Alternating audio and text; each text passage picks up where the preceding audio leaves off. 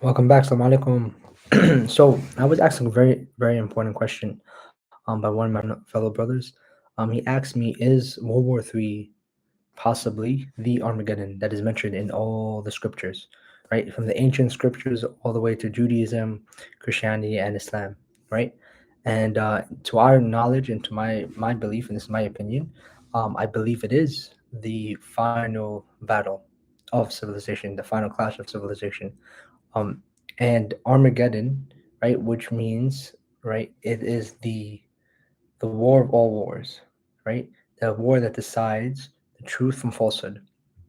So pretty much now in our civilization, in our generation, we have many different sects and many different religions, even the lack of religion, with something called atheism growing so well.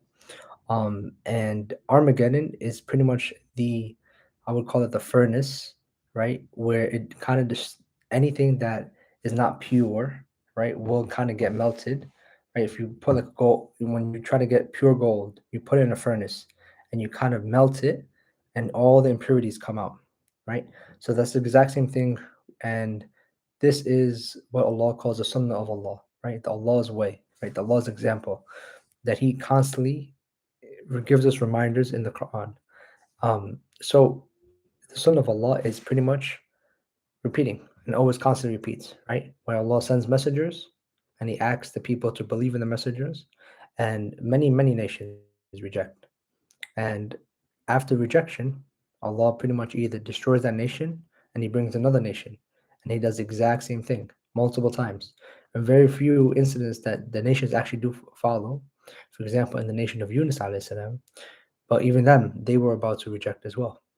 So we as Muslims, right, know something very special about Armageddon. We know the fine details because indeed Islam is the only religion on earth, without a shadow of a doubt, the only one that says there is only one God.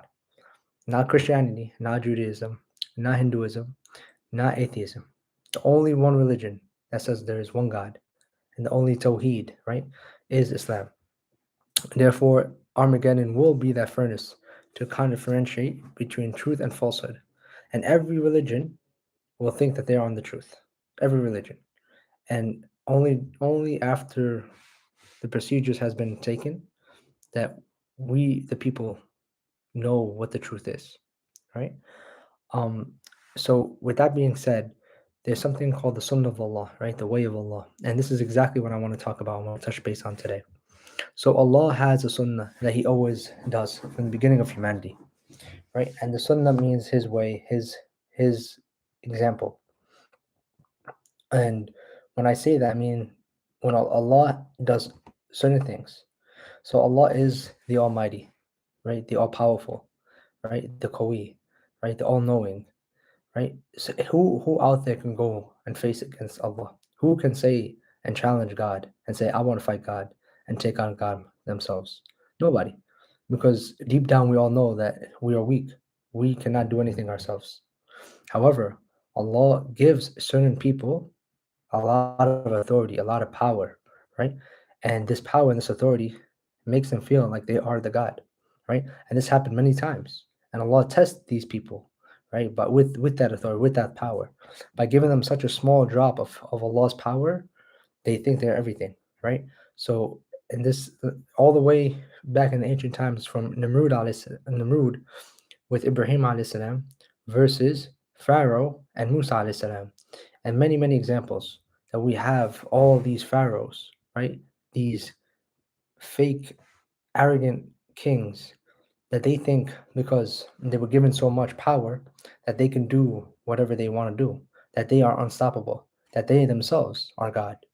And this again will happen in the future, in the form of the Dajjal, in the form of the Antichrist, where this figure, the Antichrist, will come and say that first, I am the Messiah, right? And we know that the Messiah it was Jesus, the true Messiah, right? But he will come and say, I am the Messiah. And indeed, he will have a lot of power when there will be extreme droughts, which is happening right now. If anybody's paying attention, many rivers all over the world are drying up. But he will come and say, do you guys believe that I'm the Messiah? And if you do, here, rain happens, earth, bring out the crops, right? And he would do amazing things. And this is just a small bit of power that Allah gave that is testing him and is testing the people as well. Therefore, this false power will make the people believe, yes, he must be the Messiah. At first, he will claim to be just a Messiah, just a prophet. Afterwards, he will claim that I am the one God, right? I am either the Son of God or the one God. And indeed, we know his faith, that Jesus will descend down and ultimately destroy him. But before that happened, it will be the biggest trial ever happening to humanity. That we know that he will come and he will do amazing feats, things that we cannot even imagine, things we could only marvel about. And he will have that authority, he will have that power for only 40 days, right? So within that 40 days, it is important that we protect ourselves, but we protect ourselves before that happens. For indeed he is coming, and it is soon, because the Prophet ﷺ gave us warning that indeed I am the final messenger, and there is no other messengers coming after me. So indeed the Antichrist has to come, and the Dajjal has to come amongst you. With that being said, so why does Allah give certain people this ability, this great power? What is the benefit? What is the wisdom behind it? The wisdom is testing that person, that individual, and the people around him. Indeed, Pharaoh is not the only one who what's it called was the only one being tested. It was indeed his people that were being tested as well. Pharaoh was not the only one who said, I am God, right? He said, Alesta barabbikum, right? Am I not your Lord? I have the power and I have the authority over the earth. I have the Nile River flowing underneath me. I have all the wealth and all the riches of Egypt. And Allah gave him that, right? But not to do anything except to test him and to test his people. And indeed, his people followed him to their destruction, right? So, and likewise, the prophets, for example, Musa alayhi salam, they were given very little originally, as what it seemed, right? Musa alayhi salam did not have all the wealth and riches. So even Pharaoh said, if you were really a true prophet, why don't you have gold? Why don't you have jewelry? Why don't you have all this wealth? Why not? Right? But Allah gave him something better. He gave him the covenant. He gave him the staff. He gave him many miracles, right? If only you would get out of your ego, you would understand that indeed the Prophet of Allah is not only what our eyes can see, right? What is he saying? What is his message, right? And indeed, the Sunnah of Allah will repeat itself. Therefore, in our time, we know after all the minor signs have been fulfilled, there is a figure called Al Mahdi, the guided one, right? That Allah says He will rectify him in one night. So, in our mind, are we looking for a figure that is all powerful, right? Are we looking for a figure that is physically strong, that is a warrior, that is a leader? For if we do look for that figure that we imagine in our mind like a superhero character, indeed we will not find that person, because that is not the Sunnah of Allah. The Sunnah of Allah is test the people. Are they really truthful or are they not? Right? When they say we believe in the oneness of Allah, right? Allah asks, if you say that you are believers, do you think you're just going to be say that you're believers and you won't be tested? So indeed you will be tested. So it is also a test for ourselves, right? That we know that the Dajjal, the Antichrist, will be giving so much amazing things, amazing miracles of this world, right? But he will lack complete knowledge and complete faith, right? So much so that you would see that he is blind in his left eye, as if it's a bulging grape, and it'd be written on his forehead, kafir, right? For anybody who has it, an ounce of iman, right? However, why would still most people, 99% out of people, follow him? And the reason is because we, as human nature, we believe with our eyes first, right? When we see something, we say when we see it, we believe it. But that is not the way. Allah, we do not see Allah, right? But why do we believe in Allah? Because we know that His presence, there is something inside of us, knowing that there is a creator. We know that we were not created by ourselves. We did not create ourselves, right? We did not bring ourselves up. However, we know there is higher power. Anybody who has any lack of arrogance and only humility and is willing to submit will understand that there is a creator. Um, Let me see if I can hire it, the audio. So, with that being said, Allah will test us as He will test the disbelievers. Therefore, right, you cannot only go through life with your knowledge and with what you see, right? For indeed, those faculties will fail you. You have to trust in Allah's messenger and in the Quran.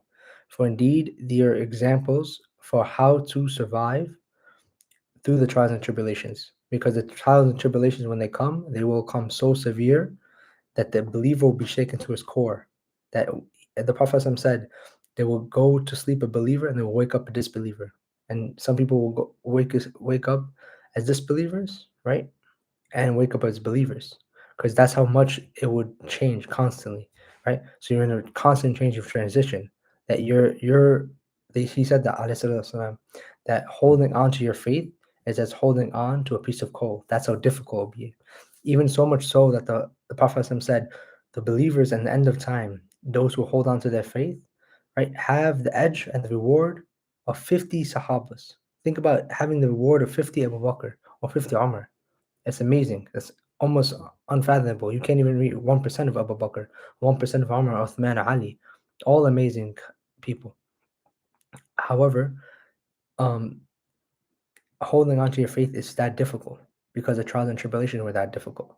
Therefore, we need to find that leader, that Imam Mahdi, right? And I will link that secret into this video. And if anybody who has any sort of reasoning understands that they will not be able to do this alone, they need to find this figure. So I know what you do not know, right? And I have a secret to reveal to everybody, and I want everybody to understand the secret. So please watch the video and find out what the secret is. I left it in the description below. Wassalamu alaikum warahmatullahi wabarakatuh.